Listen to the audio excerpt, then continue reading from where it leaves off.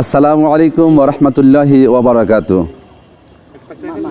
দেশ এবং বিদেশ থেকে যারা আমাদের সঙ্গে সংযুক্ত রয়েছেন আপনাদেরকে জানাচ্ছি, আপনাদের সেই প্রিয় বক্তা, বাংলাদেশের আপামর জনসাধারণের প্রিয় বক্তা, আমার অত্যন্ত স্নেহের ছোট ভাই, দেশ বরেণ্য ওলামে দ্বীন হযরত হাফেজ মাওলানা মুফতি আমির হামজা সাহেবের ঈদগায় দাঁড়িয়ে যিনি এই ঈদগাতে নামাজ পড়াবেন, আগামীকাল যিনি ঈদুল ফিতরের নামাজ এই ঈদগাতেই তিনি পড়াবেন। অত্র অঞ্চলের মানুষ এবং বিভিন্ন অঞ্চল থেকে মানুষ এই ঈদগায় এসে ঈদের নামাজ পড়বেন এবং হযরত মাওলানা হাফেজ মাওলানা মুফতি আমির হামজা সাহেবের সাথে মুসাফা করবেন এবং দোয়া নেবেন।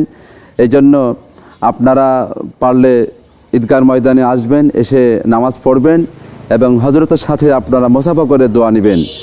যেহেতু উনি মহান আল্লাহ পাক রব্বুল আলামিন ওনাকে কবুল করেছেন, দেশের মানুষ তার জন্য এখন পাগল পারা, দেশ বিদেশ থেকে সব সময় তার কাছে যোগাযোগ চলতেছে এবং সব বিদেশি মুসলমান ভাইরাও, বিভিন্ন দেশের মুসলমানরাও এখন তার সঙ্গে যোগাযোগ করছেন এবং প্রোগ্রাম নেওয়ার জন্য চেষ্টা চালিয়ে যাচ্ছেন। হয়তো ওনার ফাঁকা নাই, সময় নাই, তাই উনি দিতে পারছেন না। তারপরেও আপনারা দোয়া করবেন।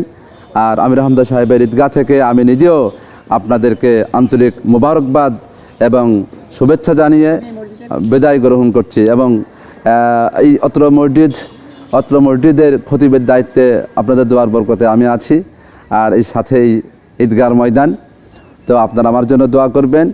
দেখা হবে ইনশাল্লাহ, দেখা হবে জান্নাতের সিঁড়িতে, একসাথে ইনশাল্লাহ জান্নাতে যাব সকলেই।